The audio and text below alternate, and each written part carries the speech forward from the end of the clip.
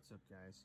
We're doing another competitive corner, and this time I'm bringing you not Ying Zing, but this wonderful deck that's going to get hit in some capacity on this next list, called Virtual World. So this build is going to be a very budget version, and I'll show you guys the other versions, or like other substitutes. So yeah, let's just dive into it. It's a pretty standard build. You just do 3 GG, 3 Lily. You just do all 3 of the names. Yeah, I'm on Yan Yan at 3. I don't play the other one, Tutu or whatever, however you say its name. 3 Lulu, 3 Lao. These are the best ones. And then 3 Ash, 3 Gamma, and a Driver. It's all pretty standard for this deck. I am back to Desires. Again, I wanted a budget build of it, but also I do think this might actually be still the correct way to play it, because Prosperity's been like so-so for me, personally. I don't like the fact that you are open to Nibiru if you play it, because you can't Gossip Shadow, which I'll explain here in a moment. Triple Foolish Burial Goods. If you ever want to go down on this, you just can like cut 1 for like a flex spot somewhere if you just want to main deck like Harpy's Feather Duster or something. But I wanted to maximize consistency. So then you play 1 Cold Bite and 1 E-Telly, and then you wrap it up with 3 of this, 3 of that. Yes, 4 traps. This is the way to go. You never run out. You also want to max out on it because of Desires. So if it's a 40 card list, let's run into this extra deck. So this is the most expensive card in your extra deck if you play the budget build. I do think Chao Feng is needed at the moment. If Calamities gets hit, obviously you don't need it. So a lot of this is going to change when Calamities gets hit, if it gets hit. So yeah, 2 Cloud Castle, you have a Vermilion Mech, Shen's pretty awesome, and you got the Croco for the rest of your level 9 synchros. Then you have Charge Warrior and this guy. So some people are on him, some are not. Basically, he can't be destroyed by battle or by card effects, while you have 2 or more monsters in your graveyard with the same original type and attribute, but different names. So any 2 similar Virtual World monsters, that's how you get like the additional protection.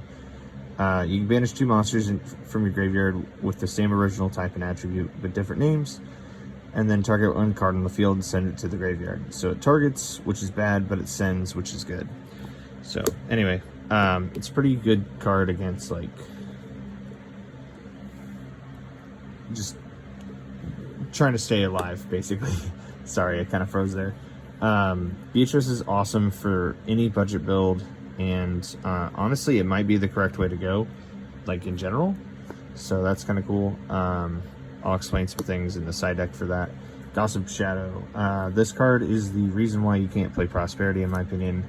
Otherwise, you would eat Nibirus all day long, which would suck in most situations. I haven't tested a whole lot. I mean, the deck is pretty good at playing through Nibiru, but like, you just want to be able to just shut it down in any other card. So you play the Gossip Shadow and you play the M7. M7 has a lot of potential. If Zeus, or sorry, if this guy gets hit. But yeah, this deck might become like a Zeus deck as well. So pick up your Zeuses, because I don't think the reprint's coming anytime soon. But anyway, that's this part of it. And then I would personally be running a Fortune Tune and a Zeus, just because it's nice to have. but you don't have to play this. And speaking of which, I would really want to add these two, but I really don't know where to cut anything at the moment. So what I've actually been testing is just going to a pure budget build and playing an Omega and a Utopia Beyond. These are not all lowest rarity, by the way. There are lower rarities, like this is a gold rare now.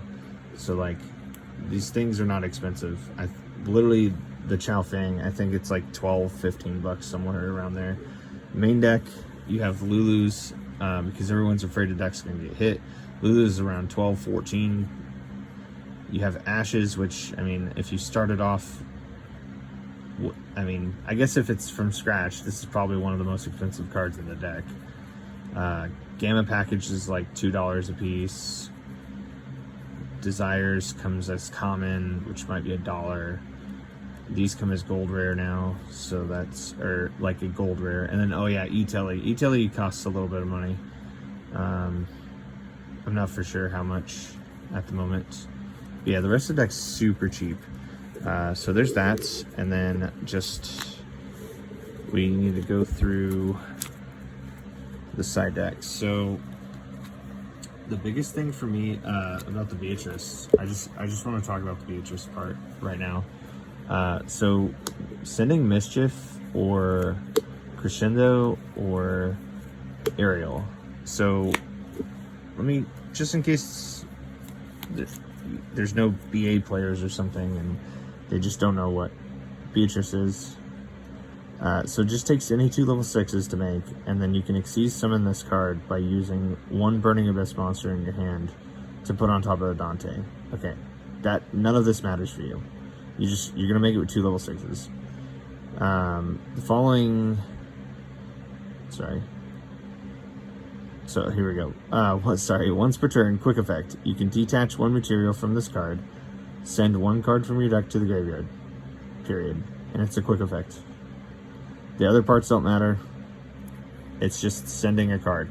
So this can get you into literally anything in the deck. If you need a Nan Yan, she can get it to you. Although your deck probably never has a problem with that part if you're making her already. But so what's really cool is quick effect, sending this against Drytron or Eldritch. You can literally just blow them out. You have Crescendo to search this guy. This is a little bit of an expensive engine. I think he's somewhere around like $8, maybe a little bit more for the low end. If this becomes a problem, you just run more of this, and then just play a card like, it seems odd, but just play anything that can like send from your hand through a card effect and not a cost, and then I'll trigger her. Either that, or you can go with a couple other cards too. But anyway, this sending Crescendo is really nice because you can search the guys against Drytron. That's pretty cool. And then this card just literally shuts off the mirror match, and a couple other decks too. But this turn, reduce the levels of all monsters in each player's hand by 1. But it's until the yeah, it's just this turn. So what's really cool is like, if you hard draw it, you get 2 uses out of it, which is game ending. And then if you just make Beatrice and send it, then you can also have this for their turn. So basically you go ahead and shotgun this. They can't play. If they try to play and send stuff to the grave, you chain, send this, and banish those things, and then they're just done for their turn. And then you're starting your turn off with a 25, and then you literally just need to make, the rest to get to 8,000, which this deck spits out damage pretty easily. So that's pretty cool. So there's the little package. If anything, you could just run DD Crow, I guess. I'm just sorry, I didn't think about that for budget. Oh yeah, you could play Twin Twister over like Crescendo or something. I would play it in 2-ofs, if anything, just to help you discard some of the stuff you draw. Then your standard stuff, Joel, Lancias. Denko Sekka is a really good budget option. The deck needs a normal summon sometimes, but because I'm maxing out on all the spells and traps, except for the new one's just at 1. But this really blows out Eldritch and Ultrageist, which, well, Ultrageist not so much, but Eldritch is like super popular as a stun deck. But yeah, you can also, yeah, shoot, should have thought about that. There's not a main deck Dragoon out, I guess, other than Zeus. So if you don't go with Zeus, you need to have a way to out Dragoon, whether it be a Kaiju of some sort, or yeah, there's a couple different options. You could run Dark Ruler No More, just to try and keep it budget. But I honestly think this will be a very, very strong deck even after the ban list. If they do hit Calamities on this go round, the deck does change, and you'll end up playing more copies of Shen Shen. And honestly, you don't want to do the hand loop thing that people were talking about with Gotems. But you can use Cloud Castle to go into the other rank 9. It's called Enter Blathnir. I wish I had one handy to show you guys, but I don't. Sorry about that. But yeah, it can, you detach and you either banish the top card of their deck, a card from their hand at random, a card in their graveyard, or a card on the field. And it doesn't target. I don't think any of it targets. So, but yeah, that's a rank 9, and it's got decent stats. I don't remember how strong it is, to be honest with you. But honestly, the deck is going to be like, you make Shen Shen, and then like you want to use the traps. I could even see the deck using stuff like Solemn Strike coming up. Like that could totally be a thing, or Solemn Judgment, just to like go along with the oppression that the deck can have.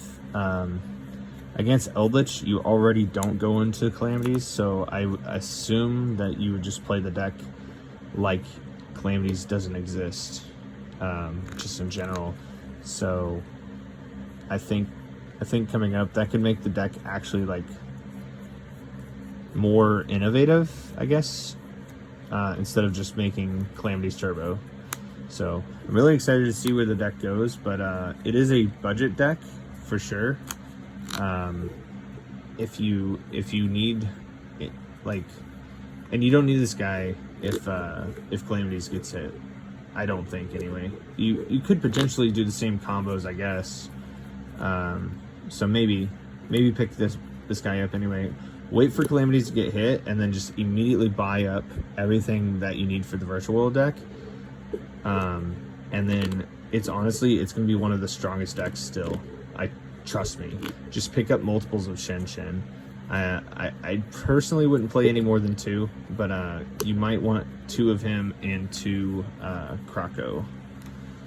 And honestly, the deck's just gonna get more stuff, I assume. So yeah, and then like I said, it might need Zeus coming up, but you're definitely gonna have the space now that if they hit Calamities. But I'm still calling for Cloud Castle if they're actually going to touch the deck. I think it's too early to hit Calamities. I know it's been around for years, but my point is I think it's too early. We need Lightning Overdrive for the newer decks to be good. So I don't see them killing a deck that's selling at the moment, because outside of that, you see how cheap it is. So anyway, hope you guys enjoyed the profile. As always, like, comment, and subscribe, and I'll see you guys in the next video. Thanks for watching.